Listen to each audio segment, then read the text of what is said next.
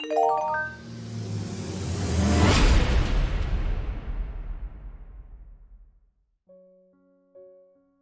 bem conhecido que o livro de Isaías pode ser uma leitura complicada e que várias pessoas precisam de muito estudo para compreendê-lo. Até mesmo o profeta Nefe nos diz que isso já era difícil na época dele.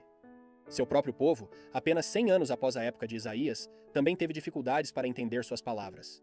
Nefe disse: "Pois eis que Isaías disse muitas coisas que para muitos de meu povo eram de difícil compreensão, porque não conhecem o modo de profetizar dos judeus. Mas aqui estão algumas coisas que o ajudarão a entender melhor esse profeta incrivelmente importante. E sinta-se à vontade para voltar a este vídeo para se concentrar em um tópico de cada vez." Em uma longa parte de 2º Nefe, o profeta Nefe declarou que escreveria mais das palavras de Isaías, porque minha alma se deleita em suas palavras. Uma das pedras de tropeço que impediram muitos nefitas de entender Isaías também incluía o conhecimento da geografia do Antigo Oriente Próximo. Nefe podia explicar os significados a seu povo, disse ele, porque conheço as regiões circunvizinhas e mencionei a meus filhos os julgamentos de Deus.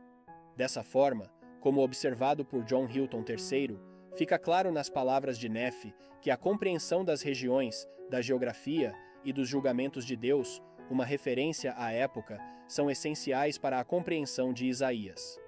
De fato, muitas das passagens de Isaías citadas por Nefe descrevem Israel em estreita ligação com seus vizinhos, incluindo Síria, Assíria e Babilônia. Dessa forma, é útil observar como essas profecias descrevem a história e a geografia antigas do Oriente Próximo a fim de apreciar esses capítulos de forma mais completa.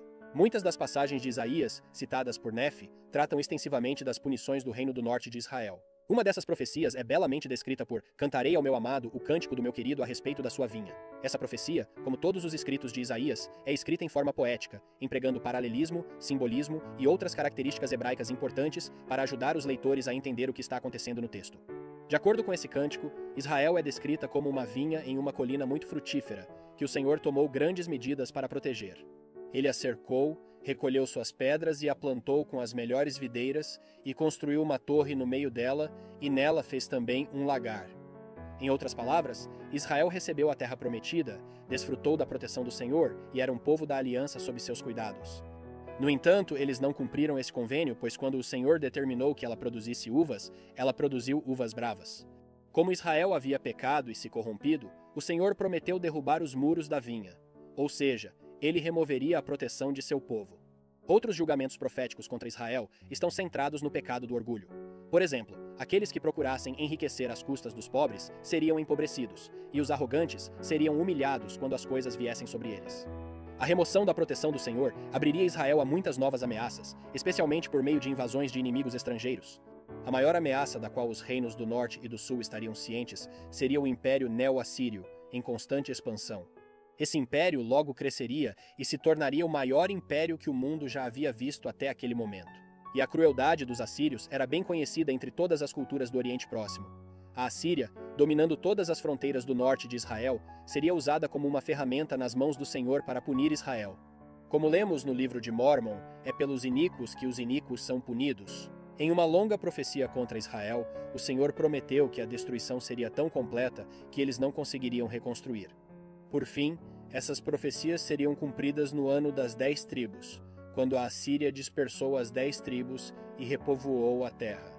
Um evento importante por trás de 2 dos capítulos citados por Nefe é a Guerra Sírio-Efraimita, entre os anos das 10 tribos e o ano do Império Assírio.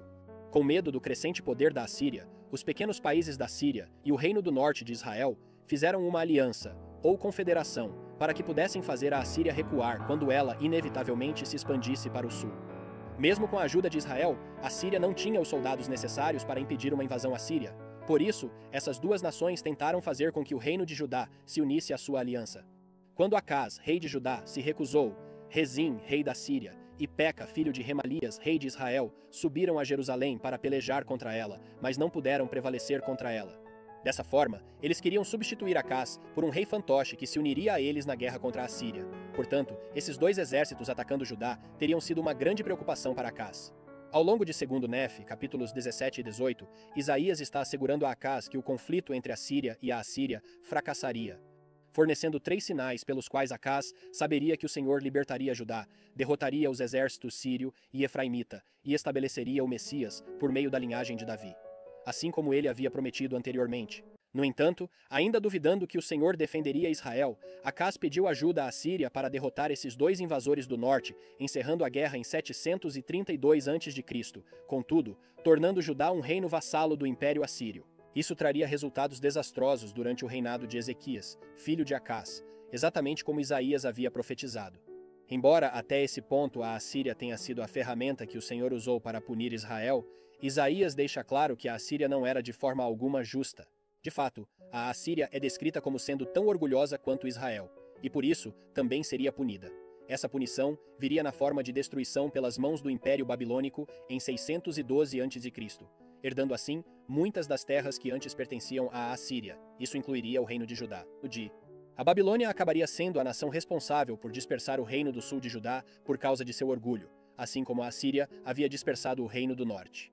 No entanto, muitas das profecias de Isaías sobre o Império Babilônico, que ainda estava sob o controle da Assíria na época, também alertaram que, por causa do orgulho da Babilônia, ela seria conquistada pelos Medos. Os Medos, localizados ainda mais a leste da Babilônia, seriam um dos povos fundadores do Império Persa, que destruiria o Império Neobabilônico em 539 a.C., permitindo que os israelitas retornassem à sua terra natal, conforme descrito nos livros de Esdras e Neemias. Grande parte do contexto histórico por trás dessas profecias parece pintar um quadro sombrio, já que vários exércitos do norte atacaram Israel, e império após império se ergueu e caiu. Entretanto, ao longo dessas passagens, Isaías também profetiza coisas maravilhosas e alegres que teriam levado Nefe e seu público a se regozijar no Senhor. Por exemplo, embora sejam apresentadas profecias repetidas sobre a dispersão de Israel, elas normalmente são seguidas por promessas da coligação de Israel. De fato, as bênçãos prometidas de uma restauração não se aplicam apenas a Israel, mas a todas as nações. O Senhor não apenas julga toda a terra, mas também a restaura. Isso leva às muitas profecias de todos os filhos de Deus, aceitando o Evangelho e servindo a Ele. Por exemplo, Isaías viu o estabelecimento do monte da casa do Senhor, que é uma das bênçãos que começamos a ver em nossos dias, que, por fim, dará início a uma paz milenar em todo o mundo. Além disso, é prometido a Israel que eles desfrutarão novamente da presença do Senhor.